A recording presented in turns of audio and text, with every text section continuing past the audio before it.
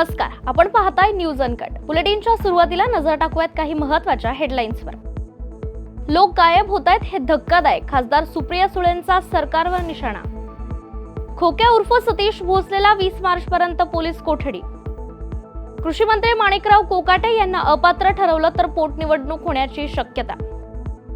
आणि पुण्यात पंडित हरिप्रसाद चौरसिया यांच्यासह 4 पिढ्यांचं होणार बासरी सहवादन। नमस्कार, मी साक्षी पांचाळ आणि आपण पाहताय न्यूज अनकट। हेडलाईन्स नंतर आता पाहूयात बातम्या विस्ताराने।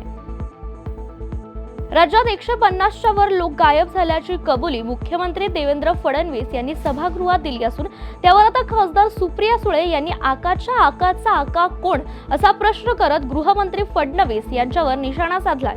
बीड जिल्ह्यातील परळी येथे मोठ्या प्रमाणात गुंडगिरी वाढली असल्याचा आरोप याआधी देखील सुप्रिया सुळे यांनी केला होता आणि आता या माध्यमातून सुप्रिया सुळे यांनी पुन्हा एकदा परळी जिल्ह्यातील गुंडगिरीवर प्रश्नचिन्ह उपस्थित करत गृहमंत्र्यांनाच घेरण्याचा प्रयत्न केलाय।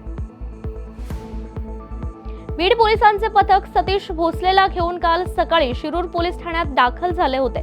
त्यानंतर त्याला न्यायालयात हजर केल्यानंतर या प्रकरणातील पहिली सुनावणी पार पडली असून न्यायालयाने त्याला 6 दिवसांची म्हणजेच 20 मार्च पर्यंत पोलीस कोठडी सुनावली आहे। यावेळी भोसलेचे वकील अंकुश कांबळे यांनी भोसलेवर दाखल झालेला गुन्हा खोटा असल्याचा दावा न्यायालयात केल्याची माहिती माध्यमांना दिली आहे।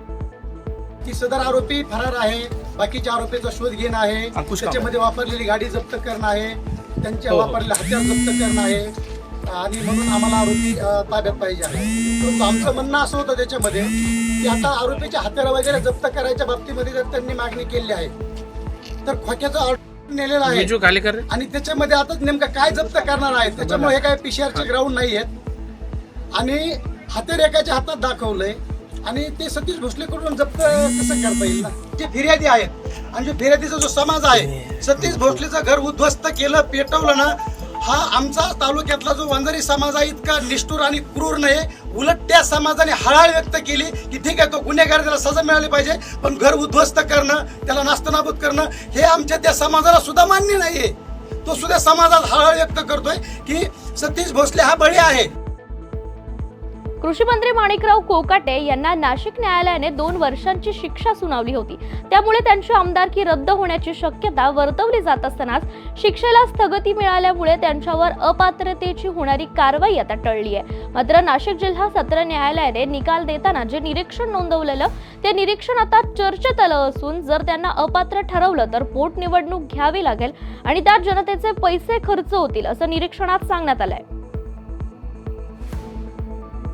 आमच्यावर मोठा अन्याय झालाय, आम्हाला न्याय द्या अशी मागणी खोक्या भोसलेच्या नातेवाईकांनी बीडच्या शिरूर पोलीस स्टेशन समोर माध्यमांद्वारे प्रशासनाला केली आहे। आमचं घर जाळण्यात आलं, जनावरांचा चारा जाळून टाकला गेला, मुलींवर देखील अन्याय झाला, आम्हाला मारहाण करण्यात आली असून आम्हाला न्याय द्यावा अशी मागणी सतीश भोसले उर्फ खोकाच्या नातेवाईकांनी केली आहे। भोसले माझा भाऊ आहे, तर मी या प्रकरणात आले नव्हते। म्हणलं जी चौकशी झाली, आम्ही मोबाईलवरती पाहत होतो का जो काही अन्याय होतोय खरं आहे का खोटा आहे, म्हणजे हे पोलीस लोक चौकशी चालू आहे, SP साहेबांची चौकशी चालू आहे, पोलीस डिपार्टमेंट शेवगावची आपले शिरूर का असा तिथलची बी चौकशी जी चालू होती सतीशवरती, तर मग ते आम्हाला मान्य होत्या सर कायदेशीर। पण हे घरंदारं पाडलेत आणि हे बुलडोजरनी घरं पाडले आणि घरं पाडल्यानंतर काही वेळानंतर त्याच्या 4 घंट्यानंतर 2 घंट्यानंतर अशी खबर आली का त्यांचे घरच पेटवून दिले आणि घरं पेटवून देऊन महिला लहान मुली आणि कोंबड्या, शेरडं, गाई आणि ते आपले बदका वगैरे, छन्नक मुर्ग्या वगैरे त्या पाळलेल्या आहेत सर। आणि त्याच्यावर जो अन्याय होतो त्याला जाळून खाक करून टाकलं काहींना, तर काही जाळून खाक करून टाकल्यामुळं ते आम्ही मोबाईलवरती पाहिलं आहे। त्याच्यामुळे मी इथं आलेले आहे पोलीस स्टेशनला। काही महिला, काही छोट्या मुली ते दवाखान्यात ॲडमिट पाठवल्यात बीडला, पण असं बी इथं मला माहिती मिळाली शिरूर इथे सर। त्याच्यामुळं कसं आहे, मला त्यांना न्याय मिळवून द्यावा हे माझी बीडच्या SPला माझी विनंती आहे। यासह बुलेटिनमध्ये आपण एक छोटीशी विश्रांती घेऊयात। पाहत रहा न्यूज अनकट। ऐतिहासिक वारसा लाभलेला मराठ मुलूक महाराष्ट्र। या महाराष्ट्राला विविध रंगी छटा आहेत। साहित्य, कला, पर्यटन, नृत्य, भाषा, संत परंपरा अशा विविधतेने तो नटलेला आहे। हीच गौरवशाली विविधता जपत स्वरंग मराठी केवळ महाराष्ट्राच्या सांस्कृतिक संहितेपुरते मर्यादित न राहता समकालीन नवकल्पनांवर आधारित कार्यक्रमांद्वारे मराठी मनोरंजन विश्वात स्वतःची एक अनोखी जागा निर्माण करत आहेत. मराठी मनोरंजन क्षेत्रातील उत्तम दिग्दर्शक, लेखक आणि निर्मात्यांच्या प्रतिभेचा पुरेपूर वापर करून मनोरंजनाचा आगळा वेगळा रंग उधळण्यास आम्ही सज्ज आहोत. स्वरंग मराठीचे उद्दिष्ट मराठी मनोरंजन क्षेत्रामध्ये मनोरंजनाची वहिवाट सोडून, रूढीवादी पद्धती तोडून मनोरंजनाचा समृद्ध अनुभव प्रदान करून देण्याचा आहे. म्हणूनच यात विविध पद्धतीचे मनोरंजक आणि माहितीपूर्ण कार्यक्रम स्वरंग मराठीवर बघता येतील. शेवटी एकच, धकाधकीच्या जीवनात धांगडधिंगा करण्यापेक्षा बसूया, हसूया, गाऊया, जगूया. नाती गोती श्रावण मोती गावामधले जिवंत रंग. नाती गोती श्रावण मोती गावामधले जिवंत रंग. चला जोडूया, चला पाहूया, जशी संस्कृती तसा स्वरंग. विश्रांतीनंतर स्वागत. पाहूयात उर्वरित काही महत्त्वाच्या घडामोडी.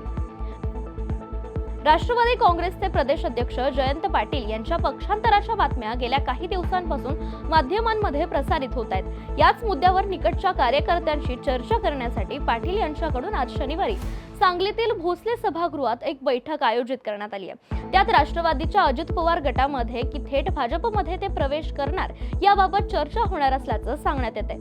तत्पूर्वी जयंत पाटील यांनी शरद पवार आणि सुप्रिया सुळेंशी याबाबत चर्चा केल्याची माहिती मिळते.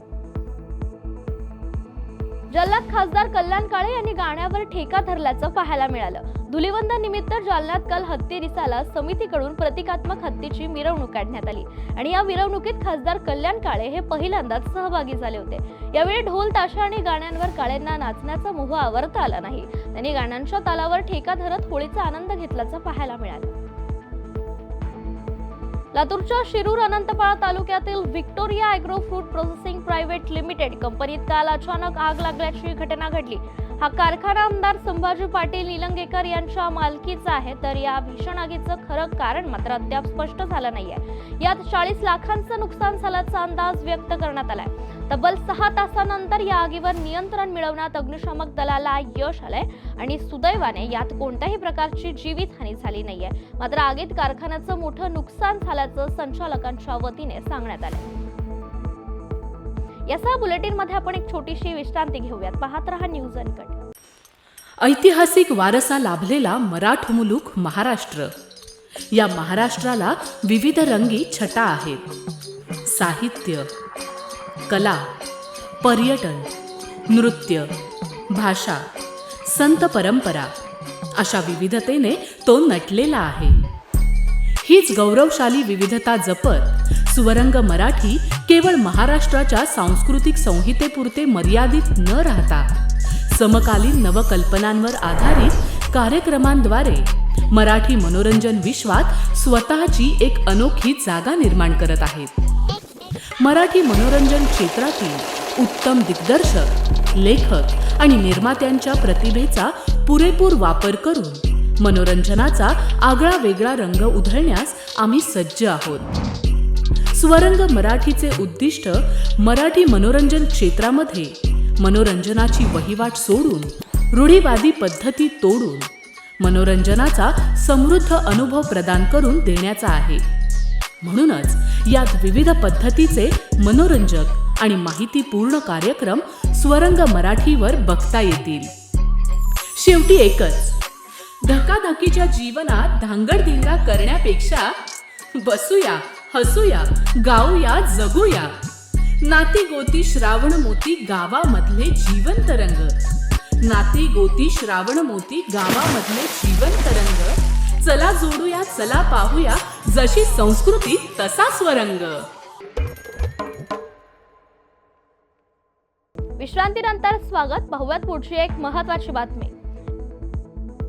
राज्यातील बहुचर्चित लाडकी बहीण योजनेमुळे राज्य सरकार आर्थिक अडचणीत सापडल्याचं दिसून येत आहे. महात्मा ज्योतिबा फुले जन आरोग्य योजनेचे राज्यभरातील रुग्णालयांचं गेल्या 9 महिन्यांपासून सुमारे 923 कोटी रुपयांची देणगी सरकारने थकवली असून शासनाकडून पैसेच मिळत नसल्याने रुग्णालयांकडून रुग्णांना उपचारासाठी दाखल करून घेण्यास टाळाटाळ केली जाते. दरम्यान रुग्णालयांना हे अनुदान न मिळाल्यास या योजनेची सेवा थांबवण्याचा निर्णय घेणार असल्याचा इशारा IMS संघटनेने दिलाय. साताऱ्यातील बावधन गावची प्रसिद्ध बगाड यात्रा 19 मार्चला पार पडत असून यात्रेच्या दिवशी छत्रपती घराण्याच्या वतीने ढोल ताशांसह पारंपरिक वाद्य आणि फटाक्यांची मोठी आतिषबाजी केली जाते. मात्र काही वर्ष ही परंपरा खंडित झाली होती.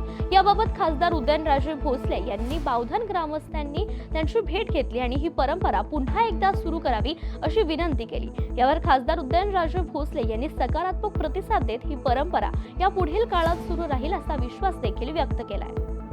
भेटायसाठी आलो. मी मदन भोसले. खरं तर बावधन हे महाराजांचं गाव आणि महाराजांचं गाव असल्यामुळं त्या ठिकाणी यात्रेच्या निमित्तानं ढोल असू दे, दारुगोळा असू दे, हा त्यांचा पूर्वीपासूनचा मान आहे आणि ते आम्हाला त्या ठिकाणी हा पैशाचा मान देत असतात, दारुगोळा देत असतात आणि ते भेटण्याकरता आम्ही महाराजांच्याकडं आलेलो आहे.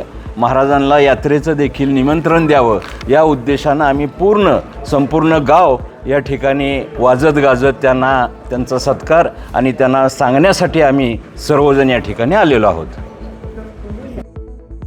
पद्मविभूषण बासरीवादक पंडित हरिप्रसाद चौरसिया यांचे ज्येष्ठ शिष्य आणि प्रसिद्ध बासरीवादक पंडित रूपक कुलकर्णी यांच्या संकल्पनेतून बासरी परंपरा या अनोख्या सांगीतिक महोत्सवाचं आयोजन पुण्यात करण्यात आले. The Poona western club Bhugaon येथे हा सांगीतिक महोत्सव 15 आणि 16 मार्चला म्हणजेच आज आणि उद्या होणार असून या महोत्सवात पद्मविभूषण पंडित हरिप्रसाद चौरसिया, रूपक कुलकर्णी यांच्यासह 80 शिष्यांचं बासरी सहवादन होणार असल्याचं सांगण्यात आलंय. आणि या बातमीसह बुलेटिनमध्ये इथेच थांबूयात. पाहत रहा न्यूज अनकट.